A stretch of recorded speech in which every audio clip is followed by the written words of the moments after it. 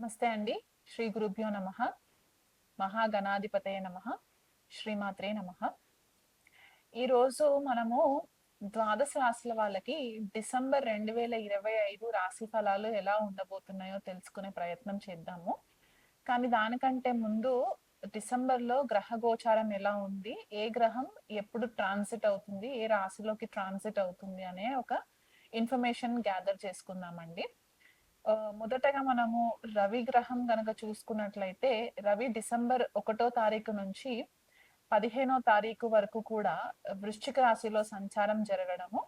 దాని తర్వాత నెలాఖరి వరకు అంటే 31 తారీఖు వరకు కూడా మనకి ధనుసు రాశిలో సంచారం జరగడం అనేది కనిపిస్తుంది.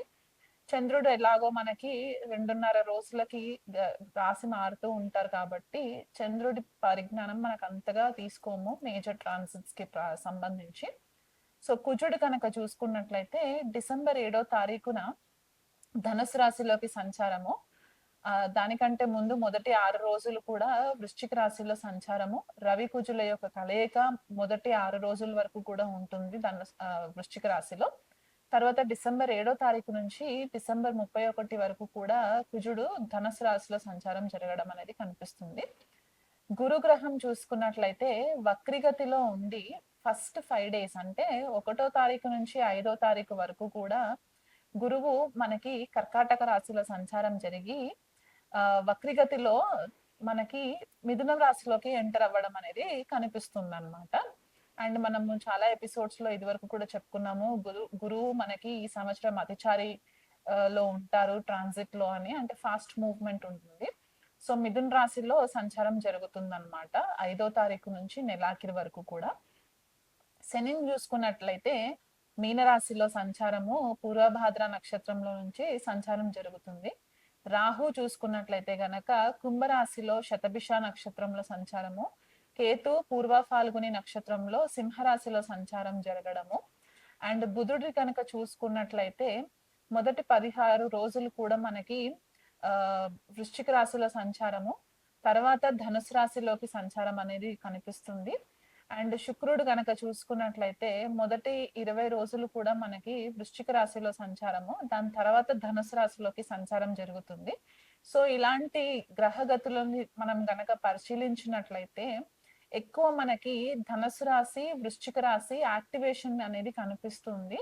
అండ్ మనకి శుక్రుడు మనకి వృశ్చిక రాశిలో సంచారం, తులా రాశి నుంచి వృశ్చిక రాశిలో, తర్వాత వృశ్చిక రాశి నుంచి ధనుసు రాశిలోకి, ఇక్కడ కూడా మనకి జలతత్వమైన వృశ్చిక రాశి యాక్టివేషన్ లో ఉండడము. అండ్ మనకి శని కూడా మీన రాశిలో సంచారము జలతత్వ రాశి అవ్వడము. అండ్ రాహు వచ్చేసరికి శతభిష నక్షత్రము జలతత్వ నక్షత్రంలో, అంటే శతభిష మనకి వరుణుడు రూల్ చేస్తారు కాబట్టి ఇక్కడ మనకి వరుణుడు వర్షాలకి కారణం అని కూడా మనం చెప్తూ ఉంటాం. అంటే ఆయన వర్షాలకి దేవుడు, లేకపోతే మనకి సముద్రాలకి దేవుడు అని కూడా మనం చెప్తూ ఉంటాం కాబట్టి రాహు అక్కడ సంచారం జరగడము. అండ్ రవి కూడా మనకి మొదట 15 రోజులు వృశ్చిక రాశిలో సంచారము, తర్వాత మనకి ధనుసు రాశిలో సంచారము. సో ఇలాంటి ట్రాన్సిట్ ని మనము చూసుకున్నట్లు అయితే గనక మనకి గ్లోబల్ లెవెల్ గా చూసుకుంటే మనకి వాటర్ కి సంబంధించి, అంటే జలానికి సంబంధించి కొద్దిగా మనకి ఇష్యూస్ రావడం, అంటే సైక్లోన్స్ రావడము, టైఫూన్స్ రావడము, లేకపోతే వాటర్ కి సంబంధించి యాక్సిడెంట్స్ జరగడం, అంటే కొంతమంది బీచెస్ కి వెళ్ళడము, అక్కడ ఇష్యూస్ రావడము, లేకపోతే యాక్సిడెంట్ జరగడము, వీళ్ళు కొద్దిగా నెగ్లిజెన్సీ తోటి ఉన్నప్పుడు కొద్దిగా యాక్సిడెంట్స్ జరగడము వాటర్ కి సంబంధించి ఇవి ఎక్కువ కనిపిస్తూ ఉన్నాయి. కాబట్టి వీళ్ళనంత మట్టుకు ద్వాదశ రాశులు అందరూ కూడా ఇదొక కామన్ పాయింట్ గుర్తు పెట్టుకోండి. ఎక్కడన్నా నదీ స్థానాలకు వెళ్ళినా, సముద్ర స్థానాలకు వెళ్ళినా కొద్దిగా అలర్ట్ గా ఉండే ప్రయత్నం చేసుకోండి. మనకి ఈ ట్రాన్సిట్స్ వల్ల చలి తీవ్రత కూడా ఎక్కువ జరిగే ఛాన్సెస్ కనిపిస్తుంది. మనకి తెలుగు రాష్ట్రాలలో చలి కూడా ఎక్కువ ఉంటుంది. కోల్డ్ ఫ్రంట్ అనేది అయితే చెప్తూ ఉంటామో, ఈ మొదట 15-16 రోజులు కూడా కోల్డ్ ఫ్రంట్ అనేది ఎక్కువ ఉండి ఉష్ణం చాలా చలి ఎక్కువ అయ్యే ఛాన్సెస్ కనిపిస్తూ ఉన్నాయి. సో అది కూడా ఒకటి మైండ్ లో పెట్టుకోండి. ఎవరైనా సముద్ర తీరంలో ఉన్న వాళ్ళు ఇతర వేరే దేశాలలో ఉంటే గనక ఈ జలాశయాలకి వెళ్ళినప్పుడు కొద్దిగా కేర్ఫుల్ గా ఉండండి. ఎలాంటి వాటర్ స్పోర్ట్స్‌కి చేసుకున్నా కూడా కొంచెం కేర్‌ఫుల్‌గా ఉండి ప్రికాషన్స్ తీసుకోండి. అండ్ ఎమోషన్స్ పైన డెసిషన్స్ తీసుకోకండి. ద్వాదశ రాశుల వాళ్ళకందరికీ కూడా ఇది ఒక కామన్ పాయింట్ అన్నమాట. ఎటువంటి డెసిషన్స్ లైఫ్‌కి సంబంధించి మేజర్ ఈవెంట్స్‌కి సంబంధించి డెసిషన్స్ మీరేవైతే తీసుకుంటారో అవి ఎమోషన్స్ మీద తీసుకున్నట్లయితే గనక మీకు చాలా మట్టుకు నష్టపోయే ఛాన్సెస్ కనిపిస్తున్నాయి కాబట్టి కొద్దిగా లాజికల్‌గా, ప్రాక్టికల్‌గా ఆలోచించి మీరు డెసిషన్స్ తీసుకునే ప్రయత్నం చేసుకోండి. అండ్ ఇండివిడ్యువల్‌గా ఏ రాశి వాళ్ళకి ఎలాంటి రిజల్ట్స్ ఉండబోతున్నాయి అనేది నేను మీకు వివరిస్తాను. వృశ్చిక రాశి వాళ్ళకి లేదా వృశ్చిక లగ్నం వాళ్ళకి డిసెంబర్‌లో ఎలా ఉండబోతుందో తెలుసుకుందామండి.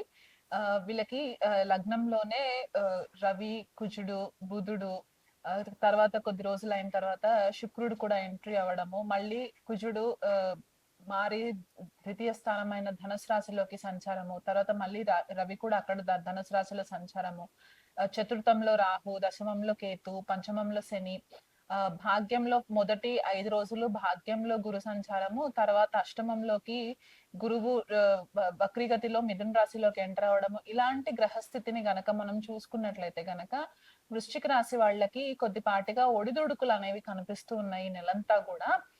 వీలైనంత మట్టుకు మీకు ఉద్యోగరీత్యా కొద్దిగా కన్ఫ్యూజన్ రావడానికి ఛాన్సెస్ ఏర్పడుతూ ఉంటాయి. ఎందువల్ల అంటే దశమంలో కేతు కొద్దిపాటిగా కన్ఫ్యూజన్ క్రియేట్ చేస్తూ ఉంటారు. మీరు అనుకున్న స్థాయిలో మీకు రిజల్ట్ రాకపోయేసరికి మీరు మీ అధికారులతోటి కొద్దిగా ఈగో క్లాషెస్ జరగడానికి ఛాన్సెస్ కనిపిస్తూ ఉన్నాయి. దానివల్ల మీకు పేరు ప్రతిష్టల్లో కొద్దిగా భంగం రావడానికి ఛాన్సెస్ ఎక్కువ కనిపిస్తున్నాయి. వైవాహిక జీవితంలో కూడా కొద్దిపాటిగా చికాకులు, గృహ వాతావరణంలో అశాంతి. ఎందువల్ల అంటే ఇక్కడ చతుర్థంలో రాహు సంచారము, పంచమంలో శని సంచారం ఏంటంటే కొద్దిపాటిగా భార్యాభర్తల మధ్యలో చికాకులు, దానివల్ల మీకు ఫ్యామిలీ లైఫ్ డిస్టర్బ్ అవ్వడము, గృహ వాతావరణంలో అశాంతి, పిల్లల పైన ఎక్కువ ఫోకస్ పెట్టకపోవడము, ఇలాంటివన్నీ జరగడానికి వృశ్చిక రాశి వాళ్ళకి చాలా ఛాన్సెస్ కనిపిస్తున్నాయి. అష్టమంలో గురు సంచారము వక్రీగతిలో ఉన్నప్పుడు ఏమవుతుందంటే ఇది వరకు మీరు ఏవైనా సీక్రెట్స్ గనక పెట్టుకున్నట్లయితే ఆ సీక్రెట్స్ ఇప్పుడు బయటికి రావడానికి ఛాన్సెస్ కనిపిస్తున్నాయి. ఎందువల్ల అంటే చతుర్థంలో ఉన్న రాహు అష్టమంలో ఉన్న గురు పైన కూడా దృష్టి పడుతుంది కాబట్టి దానివల్ల మీకు ఇబ్బంది పాలయ్యే ఛాన్సెస్ కనిపిస్తున్నాయి కాబట్టి థర్డ్ పార్టీని అంటే మూడో వ్యక్తిని రిలేషన్షిప్ లోకి ఎంటర్టైన్ చేయకండి. వీలైనంత మట్టుకు భార్యాభర్తల మధ్యలో చికాకులు రాకుండా ఉండే ప్రయత్నం చేసుకోండి.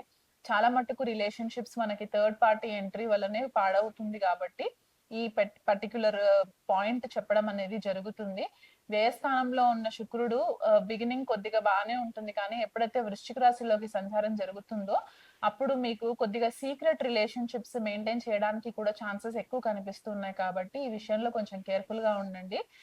పంచమ స్థానంలో శని సంచారం ఏంటంటే మీ ఆలోచన విధానంలో కొద్దిపాటిగా చేంజెస్ రావడము, క్రియేటివిటీ స్కిల్స్ కొద్దిగా ల్యాక్ అవ్వడము, లేకపోతే మీకు కొద్దిగా లేజినెస్ పెరగడము, ఇలాంటివన్నీ కూడా కనిపిస్తున్నాయి కాబట్టి ఆరోగ్యం విషయంలో కూడా కొంచెం కేర్ఫుల్ గా ఉండండి. ఎందువల్ల అంటే ఎక్కువ గ్రహాలు లగ్నము అండ్ ద్వితీయ స్థానంలో సంచారం జరగడం ఏంటంటే మీరు ఏదైతే ఫుడ్ కన్స్యూమ్ చేస్తుంటారో దాని ఇంపాక్ట్ మీ ఫిజికల్ హెల్త్ పైన ఎక్కువ పడే ఛాన్సెస్ ఉన్నాయి కాబట్టి ఆ విషయంలో కొంచెం కేర్ఫుల్ గా ఉండండి. బయట వస్తువులు వీలైనంత మట్టుకు తినడానికి అవాయిడ్ చేయండి, ఎక్కువ ఎంటర్టైన్ చేయకండి. ఇంట్లో గృహశాంతి నెలకొల్పాలి అని అంటే గనక సుబ్రహ్మణ్యేశ్వర స్వామి ఆరాధన రెగ్యులర్ గా ఇంట్లో చేసుకోవడము, గణపతి ఆరాధన చేసుకోవడము, గురువుకి అష్టమంలో గురు సంచారం జరుగుతుంది వక్రీగతిలో కాబట్టి గురువుకి ఆవులకి గ్రాసం పెట్టడము, లేకపోతే శనగలు దానం చేయడము, అండ్ రెగ్యులర్ గా మీరు గురువారం రోజు వీలైతే మీ హెల్త్ సపోర్ట్ చేస్తే ఏకభుక్తం చేయడము, ఇలాంటివి చేసుకున్నట్లయితే కనుక కొద్దిపాటికి రిలీఫ్ ఉంటుంది. ఈగోస్ కి వెళ్ళకండి. వీలైనంత మట్టుకు అగ్రెసివ్ నేచర్ తోటి అంటే అహం పూరితమైన మాటలు మాట్లాడకండి. ఎదుటి వాళ్ళని హర్ట్ చేసేలాగా మాట్లాడకండి. మీ ఎమోషన్స్ ని మీ కంట్రోల్లో పెట్టుకోండి. అన్ని నాకే తెలుసు అనే మొండి వైఖరి పనికిరాదు ఈ నెలంతా కూడా. దానివల్ల మీరే నష్టపోతారు. మీ హెల్త్ పాడవుతుంది. సైకలాజికల్ గా కూడా ఇబ్బంది పడతారు కాబట్టి ఈ విషయాలన్నీ కూడా మీరు కొంచెం దృష్టిలో పెట్టుకొని ఈ మంత్ అంతా కూడా కొద్దిగా మౌనం పాటించినట్లయితే మీకు ఫేవరబుల్ గా ఉంటుంది.